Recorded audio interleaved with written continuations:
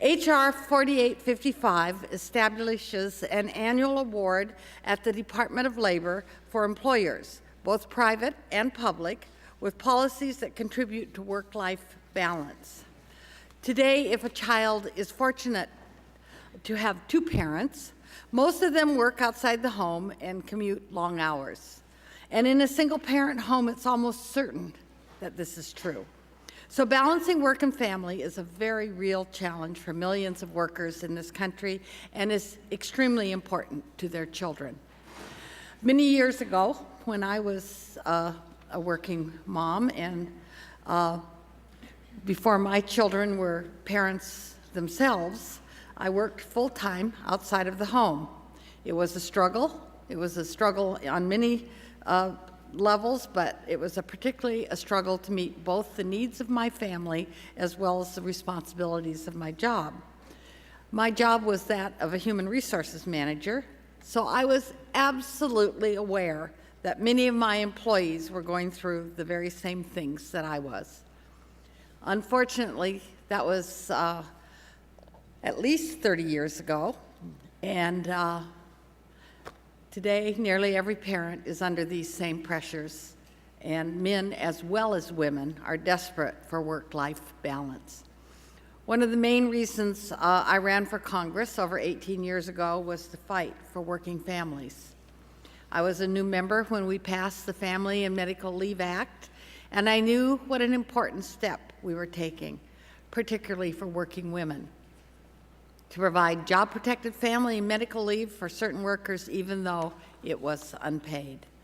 Since then, we have learned that more than 100 million leaves have been taken under FMLA, that nearly 2 in 3 workers are not covered by the Act, and even if they are, most can't take advantage of its provisions because they simply cannot afford to take unpaid leave. About 8% of workers are fortunate to receive paid leave through their work, so we have a lot of room for improvement. In fact, the U.S. lags far behind the rest of the world in providing paid leave and other work-life benefits to their employees. It is unacceptable that our country, which is the #1 economy in the world, can barely compete with developing nations in this arena. Workers should not have to choose between work and family, and that's why I've introduced the Balancing Act, H.R. 3047, which lays out a blueprint for balancing work and family. This effort to bring balance between home and the workplace must be waged on all fronts, and many in the business world are leading the way. These companies know that providing work-life benefits increases retention, decreases absenteeism, and increases productivity.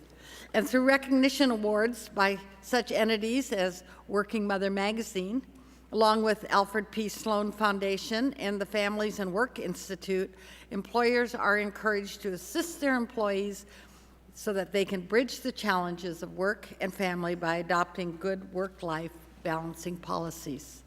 The bill we're examining today provides another incentive for employers. I want to thank Ranking Member Kathy McMorris Rogers, who's not here right now because she had a very important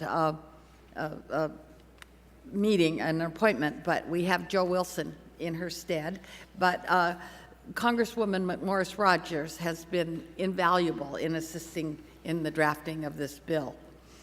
H.R. 4855, the Work-Life Balance Award, establishes an award at the Department of Labor to be presented annually to employers of any size that have exemplary work-life policies.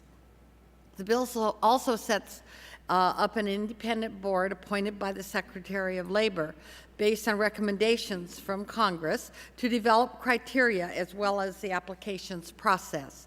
The board is also charged with providing recommendations to the Secretary of qualifying employers. The board will consist of representatives from children and families groups, state and local governments, business or business organizations, and organized labor. We've made a great start by introducing this legislation, but I believe that when we mark this bill up in the committee, we can further improve it by adding the minimal requirements for the advisory board to use in establishing its criteria for awardees.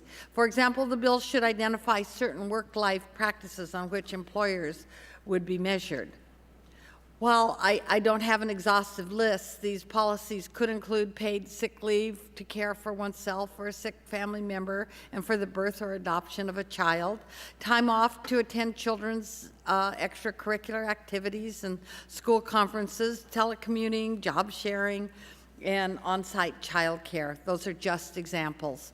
While the bill requires the board to consider only those employers who are in compliance with all labor and employment laws, we certainly should consider the whole company as an example of a good employer, so an employer with wage and hour or OSHA citations may not qualify. I would also be very interested in any suggestions and all suggestions that our witnesses have. You will be able to help us strengthen this legislation so that it becomes absolutely meaningful.